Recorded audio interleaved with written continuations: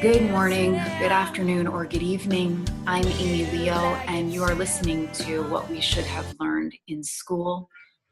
In addition to an audio podcast, we're also compiling a video that we're going to be putting on YouTube because I wanted to inform the community of why there has not been a new episode out of What We Should Have Learned in School.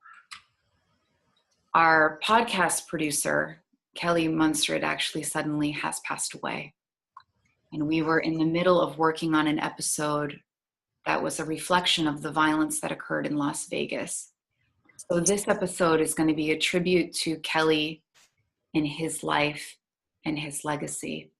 And I have with me today my very good friend and business associate, Megan Macaron, who has been there from the beginning, like Kelly, and also my fiance, Emily Erkela, who is now our business associate as well, who has just recently joined the team about a month ago before Kelly passed. So he got to know Kelly as well and has known Kelly throughout the years. So what I would like to do here is share Kelly's commitment letter and then share what Kelly was for me, both personally and professionally. Love like you'll never be heard. I also can't make any promises. I won't get through this crying. I'm sure the other two people on the line today will feel the same. So I originally met Kelly in 2015 at a music conference, and then we headed up to LA for the ASCAP Expo. And for people that aren't singer-songwriters, that's a songwriting kind of like a union. It's basically, the organization that takes care of royalties and things like that. So when we were in that music conference, we were asked to post a commitment letter. And I think that this story that Kelly shared really highlights his life. So here it is.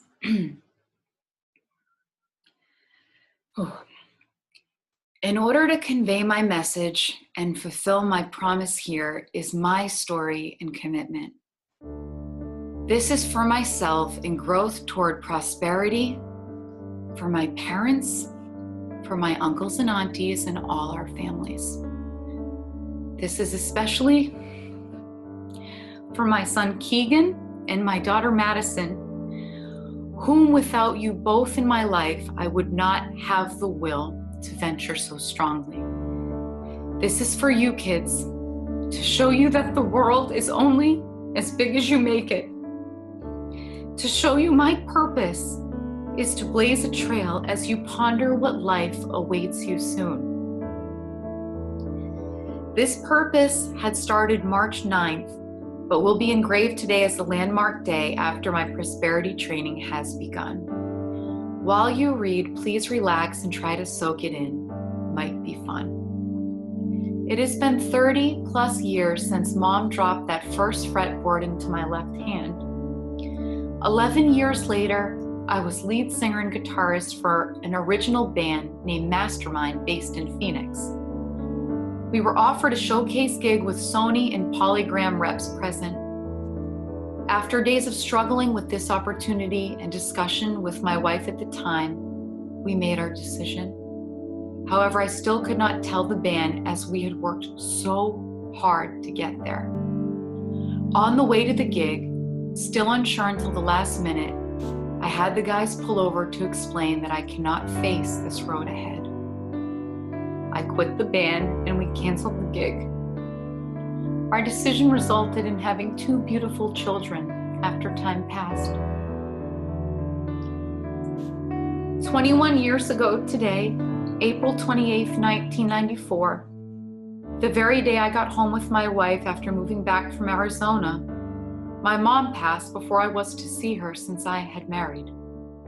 Time went on. Music found its way back into my life just a year or so later, even after throwing gear in the dumpster. I started all over with gear and went deeper into songwriting. I then succeeded in other ways of accounting and business. Altogether now, there have been 25 years of songwriting and 20 years executive business background.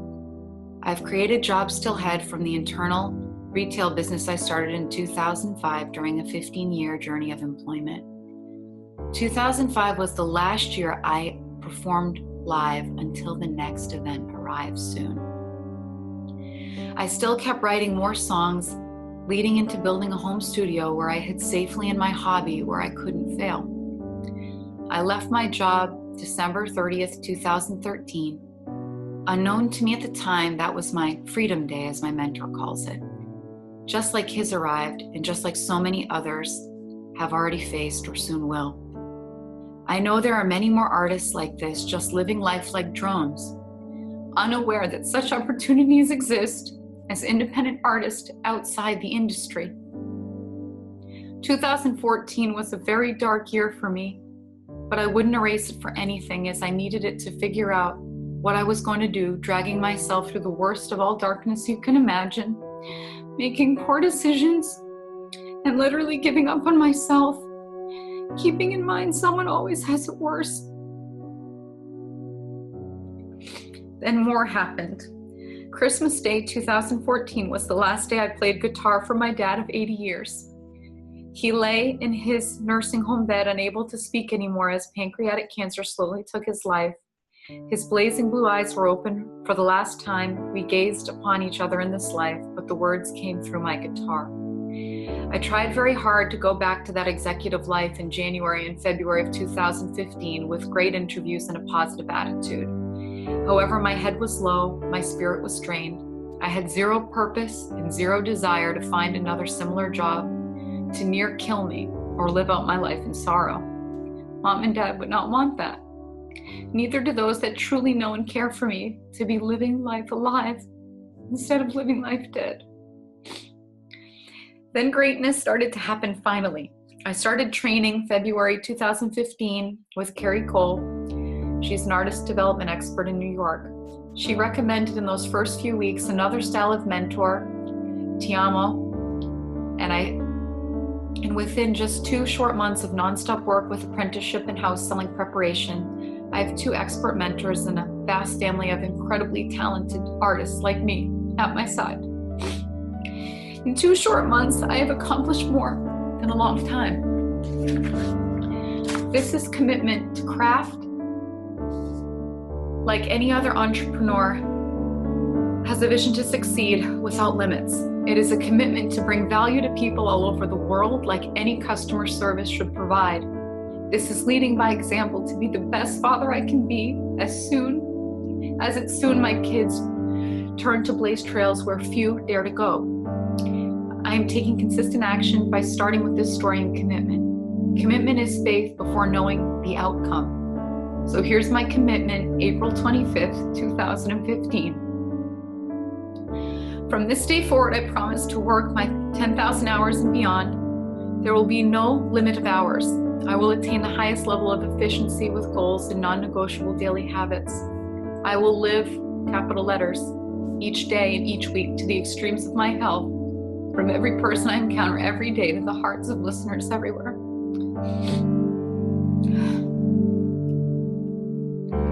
To you, my children, to my son Keegan, and to you, my daughter Madison, I vow to give you all I possibly can provide as a father who misses you with all my aching heart. You are near your age to fly. You must also gather your strength, find your courage, work hard, and use your skills to the best of your ability to never stop learning and always keep growing. I will love you always, no matter what.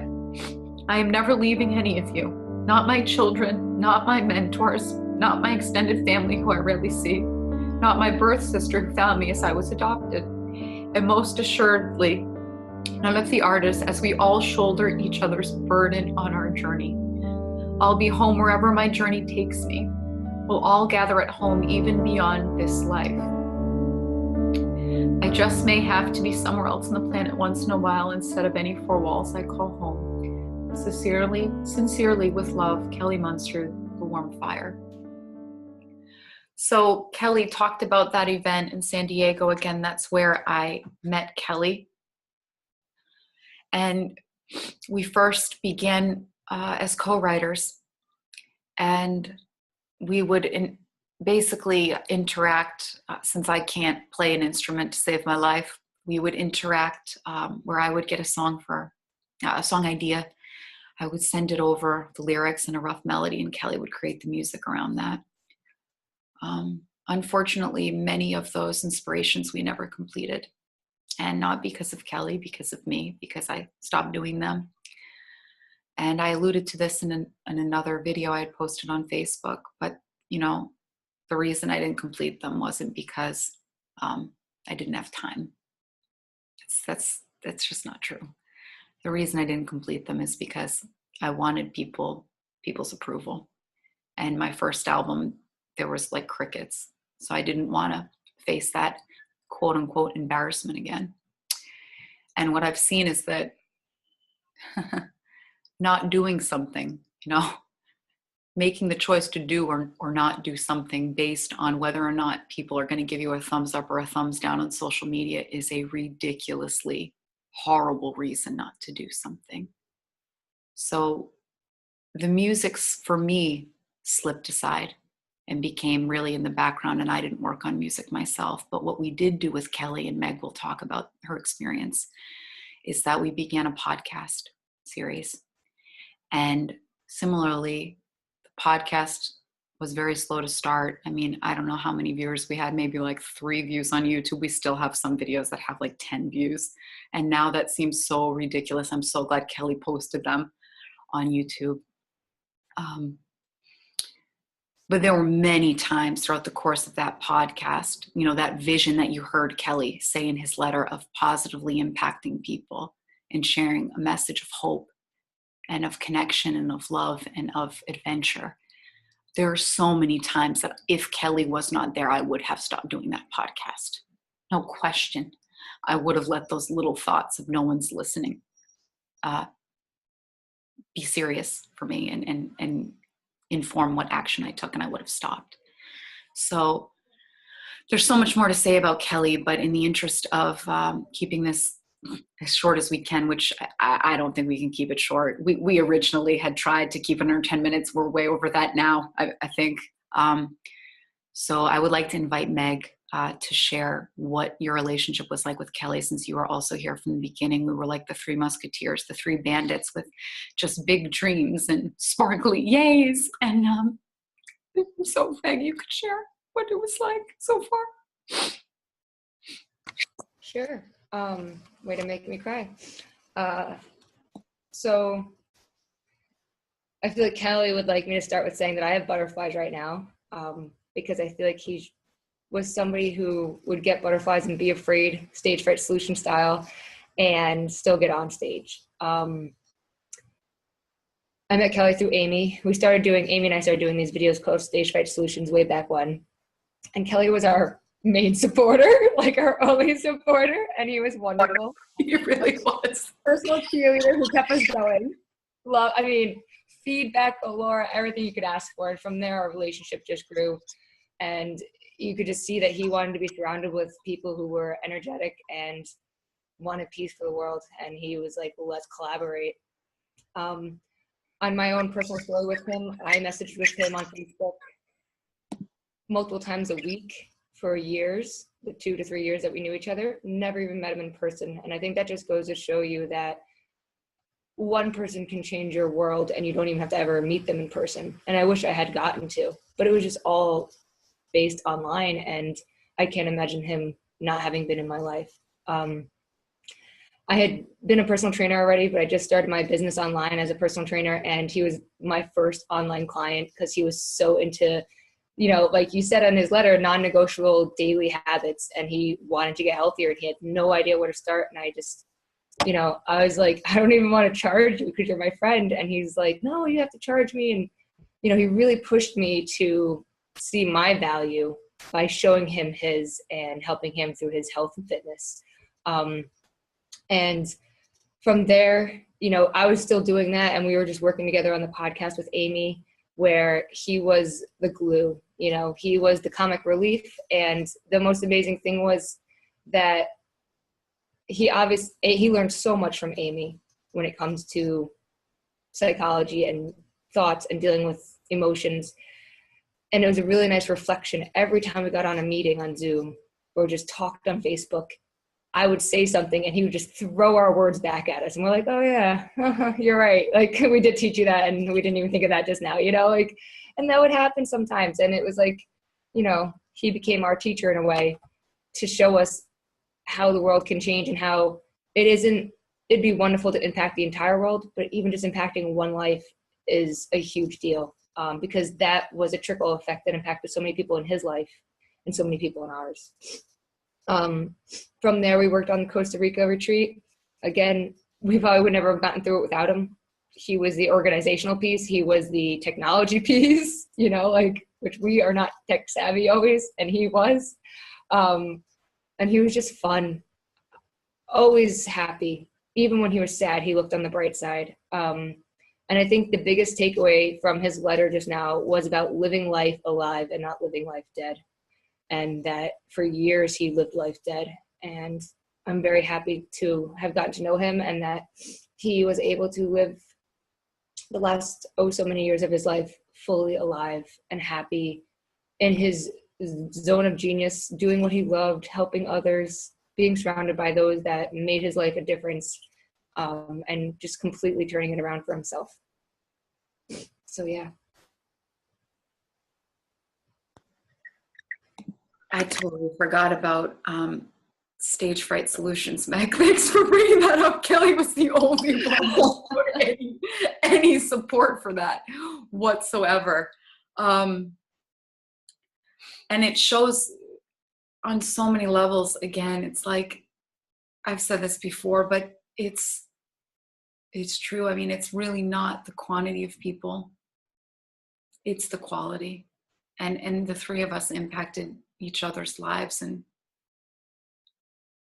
life-changing ways. I mean, the one thing I can say about Kelly, and I will let you get here, honey. I'm sorry, I have so much to say.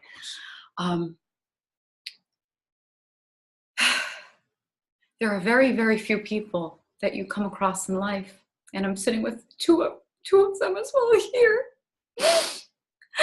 that really listen to you, that really support you, that aren't just yesing you to death, that aren't shooting your ideas down because of their own limited thinking and their own fears and their own opinions. And that's what we are going to continue to create, one life at a time, the three of us moving forward with Kelly's vision. It's our shared vision. And now I'm going to throw the mic over to Emma, who was my fiance, and Kelly was there when I was falling in love with you, and he was so supportive and excited and yay, like always every email ended with a yay, Emily and Amy, yay, and he was so but it was genuine. It wasn't like a sappy fake smile, fake support. It was really based in genuine love and support. So Emily has just recently joined our team. He's had a lot of personal insights himself about the work that we do. He finally gets it. It wasn't always that way. When we were in the Costa Rica retreat, Emma was like, what the hell do you guys do? not so many words, but I'll let him take the mic now and share his experience with Kelly and moving forward. Thanks, Amy. Thanks, Han. So, yeah, it's definitely been. I grew up in an environment. So I'm from Finland originally, and I grew up in an environment where crying and a man crying was not was a little bit like a taboo. And it's really hard not to cry right now. In the course of, I've just tried to keep it like together. And apologies if I start crying when I talk about him. But yeah, he. So Kelly had a really, really big impact on me as well. So as Amy told, I joined with this. This to support Amy and Kelly and Meg and the team. So yeah, so we had a really good and strong vision together with Kelly of sharing these insights of human experience and how peace of mind is overall the main thing and accessible for everyone. And how we had experienced it with Kelly, even we are completely from different cultures, different age groups, he was really an amazing person, and I truly admired him so much. The support he gave to Amy throughout the years, I was following these guys, not really understanding what was going on, getting more and more curious about this mental health and self-development piece. And I then suddenly, when I got it and I started understanding what they were voice messaging, I was like, it actually makes sense what they're saying, and I didn't realize it. And then I made a big decision that I want to get more involved and get more understanding of this whole scene. I'm extremely sad that I can't continue sharing and growing our vision with Kelly. We had a massive amount of plans how to get this moving, both in North America and Minnesota, in Europe. I'm extremely devastated that I can't continue doing this with him, but I do promise this to him and everyone knew him, that I will do everything I can to keep pushing his message and the positive energy and everything he had and how he impacted me so strongly. That's my promise, and we will do together, us three. We really keep on doing it, what we started and what he was supporting from this day one when Amy and him started doing this podcast. And that's more or less what I want to say about him. There's a lot to say. I just try to, if I go more, I'm just going to be crying like a baby here. So better, let's give the mic back to to Amy. Okay. Yeah, I know we're definitely over our 10-minute marker. I don't know why we ever thought we could do this in 10 minutes, but that's the ego. Hey, I'm talking about the ego now. Beyond the ego at the Awesome event, actually in a couple weeks. And I've got to say, what an example. Example's not the right word, but I mean, Kelly passed away so ridiculously unexpectedly. We all thought that he just had the flu. And it was within a couple of days from the last text message, and only within a week and a half since Emma and him had their first business call that Kelly passed away. So we talk a lot on our show and in our organization about things like resilience, the ability for human beings to bounce back from difficulties, the ability to bump up against horrible circumstances.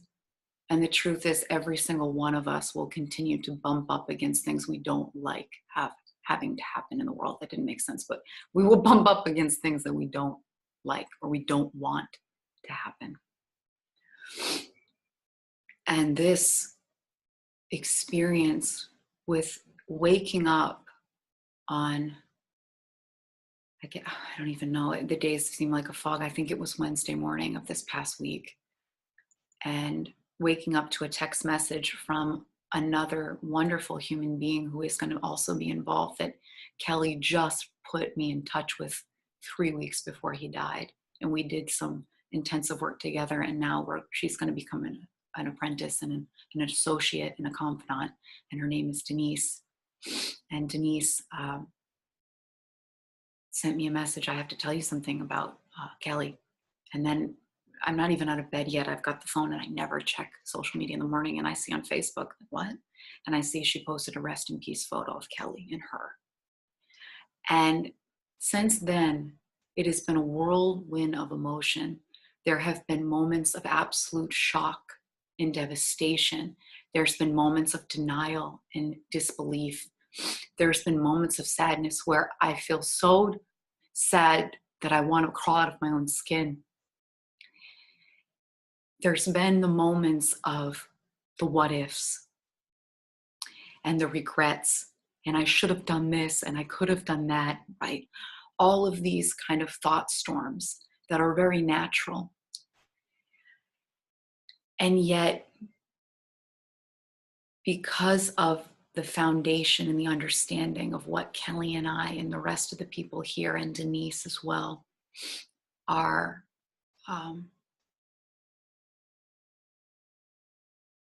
sharing, the understanding that we're sharing, because of that foundation of knowing how my human system works, my human psychological system, I have been able to feel my emotions 100%. I haven't been trying to do that. I know that's like a really hip tip in the meditation community and mindfulness community, to make sure you fully feel your emotions. But that has been a natural result of understanding how the mind works.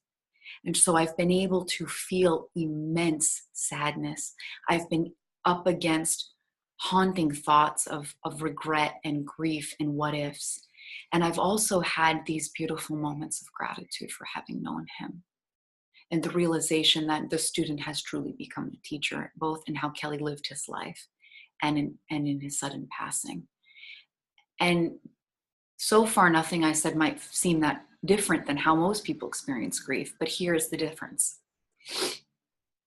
I've been able to feel the waves of emotion and pain, but I haven't drowned in them. I haven't been afraid of feeling. I haven't run for the whiskey bottle or the joint or the whatever the hell it is that we use to try to numb our emotions, because they scare the shit out of us and we don't think they'll ever end. So that is resilience. That's what we've been pointing at. That ability to bump up against things and be affected and deeply, deeply feel and live. Because this is living. This is what being human is. We're able to experience a huge range of emotion and sensation and thought. And that is the gift of being human. That's something that we can no longer access when we leave our physical form. So I just wanted to leave kind of with that message of, I guess it's hope. I don't know. I don't know how you hear what I've said. But again, having this inner peace that Kelly really saw and really experienced in the last years of his life is accessible to every human being. And our team here at A+ Ideas, we're going to continue that mission, that legacy. We're going to continue to share Kelly's teachings and music. Thank God he left a huge amount of material for all of us. So those are our personal commitments moving forward. The show will go on. I can think of Kelly kind of saying that to us all. Denise had said that I can just hear him saying, the show must go on, girls, don't worry about me. And so it will, and that's our commitment. And be patient with us, because I have no idea how to upload the podcast. So that's going to be a huge learning curve. The audio quality is going to be a huge learning curve, because that was Kelly's expertise. That was his zone of genius. We were just getting to the point of having these beautiful little song snippets and all of that. So that won't be there anymore, but we will continue the mission in a big way. Is there anything else that you guys want to say before we end today?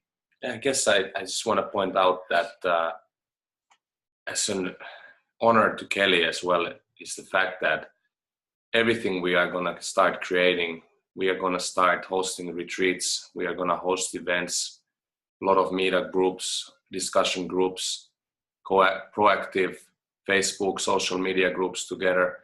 And I want to engage people to really, really see, and that there's a lot of people around there who are willing to know other people and the positive energy. And what Kelly showed to me is that, as I mentioned earlier, the fact that even if you're from different environments or how you grew up doesn't really matter. People are amazing, and when you really see things that he saw and what he told me, it's just unbelievable. Just unbelievable how much peace of mind someone can have and how positive and truly supportive someone can be. And it was always such a joy to talk to this guy. Not professionally, I just love to talk to him. And I'm going to truly miss him a lot. And that's why and I know we all do. And that's why, yeah, I'm gonna just invite everyone to start following, start engaging, start tagging, everything. That's what I want to, to say. Meg, anything, any closing words? Just that I'm deeply saddened I never got to meet him in person, but so happy that he was my modern day pen pal for years. And he just, like you said, he just always brightened up a day. He could come to me with a problem and end up helping me with one of my own problems. I don't even know, you know, like he would like, hey, can you help me with this? And I was like, sure. And then he'd be like, yay. And then I would say something. He's like, is that a problem? Like, let's go through that. And I was like, I didn't think it was, but now we could talk about it. And then boom, I'm in a better mood. So he just, without knowing, always messaged at the right time. And I think that is something we can all take away too, is we get busy in our lives, you know. Luckily, Amy and I have a Skype date every Wednesday. Sometimes we miss it, sadly, but almost always we don't. And we lose contact with the people we love most. I mean, I just talked to my dad for the first time, and I hadn't talked to him in 2 weeks, which for some people that might not seem long, and for others it might be like I talk to my dad every day, you know. So I think that when it comes to everybody that you care about in your life, finding a way to connect with them as often as possible is important. Whether it's a Facebook message, whether it's a phone call, whether it's you write them an actual card, you never know what's going to happen. And you know, I would just hate to not have talked to my dad for 2 weeks and had him suddenly pass away. So, you know, like I just now want to reach out to those I love more often and just be in their life and let them know I'm there, non-judgmental, to support them however they need, you know, whatever their vision is. I never will shoot somebody down for that, because it's your life and I want you to enjoy it. So, and I feel like Kelly was that kind of a person too, and always helped me through those things. Yeah, that's a beautiful piece to end on, Meg. You know, we don't like to think about our mortality, and we like to think of, oh yeah, you know, you only live once, live in the moment, you know, but that's very much an intellectual idea for many of us most of the time. So I really invite who's ever listening, if there's someone that you want to reach out with, if there's words you have not said, if there's projects you have not done, places you haven't traveled to, that you've dreamed of traveling to, find the way to make those things happen. It isn't fundamentally difficult to make things happen. It just takes creative thinking, creative insight, and a little bit of a bigger perspective. But things like I don't have enough time or I don't have enough money really discount the fact, ignore the fact completely, the inner resources that every human being has in it. Creative insight, love, presence. These are far more useful tools than anything outside of you, because they will always be with you. Money comes and goes, relationships come and go, but getting in touch with that inner sense of your own capabilities from a genuine logical place, not from a yay positive psychology where we're all going to get along and do everything. That's not what I'm talking about. I'm talking about the actual resources you have at your disposal based on the fact that you are a human being. And that's it. That's all I have for today. If you want to learn more about what we are doing, you can head over to our brand new site, aplusideas.org. Again, aplusideas.org. We've created a section for music that's going to commemorate Kelly's music, as well as showcase the music from others in our organization and community, as well as we're going to start putting together short lessons. Thank God we have these recordings of Kelly. There's a very, very powerful 2-part series that Kelly and I did on addiction, and I highly recommend listening to that. That is on the feed already under what to do when a loved one is addicted. Until next time, take care, stay curious, and keep rocking. Sing like there's nobody listening. live like it's heaven on earth. You got to dance like there's nobody.